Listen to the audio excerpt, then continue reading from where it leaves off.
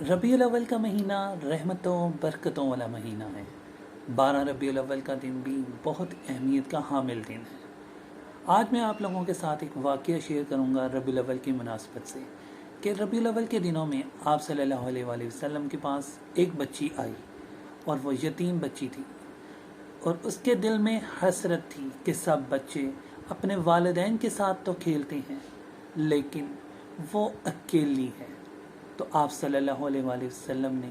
اس کے دل کی کیفیت کو پہچان لیا اور فرمایا، آپ صلی اللہ علیہ وآلہ وسلم نے اس بچی سے کہ کیا تم چاہتی ہو کہ میں تمہارا باپ بنوں اور عائشہ تمہاری ماں بن جائے اور فاطمہ تمہاری بہن بن جائے؟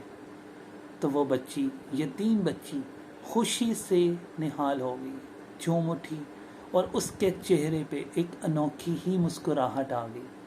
اور جسے دیکھ کر صحابہ اکرام رضی اللہ تعالیٰ عنہ کی آنکھیں بھی نم ہو گئیں۔ اور یہ وہ واقعہ ہے جو ہمیں سبق دیتا ہے کہ آپ صلی اللہ علیہ وآلہ وسلم صرف امت کے لیے، دین سکھانے کے لیے نہیں، بلکہ آپ صلی اللہ علیہ وآلہ وسلم نے انسانوں کے دلوں کو بھی سہارا دیا ہے، اور یتیموں کو، غریبوں کو اور مسکینوں کو اور بے سہارا لوگوں کو بھی انہوں نے اپنے گھر کا فرد سمجھا، اور انہیں عزت دی، محبت دی، اور یہ تعلیم دی کہ ہمیں ربیع الاول کے مہینے میں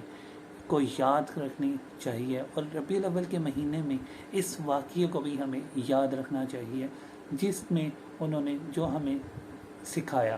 اور اسی مناسبت سے ہمیں بھی غریبوں، مسکینوں، یتیموں، بیواؤں کا خیال رکھنے کی ضرورت ہے۔ تو اپنے ارد گرد کے غریبوں، مسکینوں اور تمام لوگوں کو دیکھیں، اور ان کی جتنی ہو سکتی ہے اپنے حسب توفیق ان کی مدد کریں، تاکہ ربیع الاول کے مہینے کی برکات بھی سمیٹیں، اور ساتھ ہی ساتھ آپ صلی اللہ علیہ وآلہ وسلم کی زندگی کے اندر آئے گئے واقعے کو اپنی زندگی کے اندر بھی اپنائیں، اور لوگوں کے لیے بھی بہتری پیدا کریں، اور اپنی بھی آخرت سنواریں۔ ربیع الاول مبارک ہو۔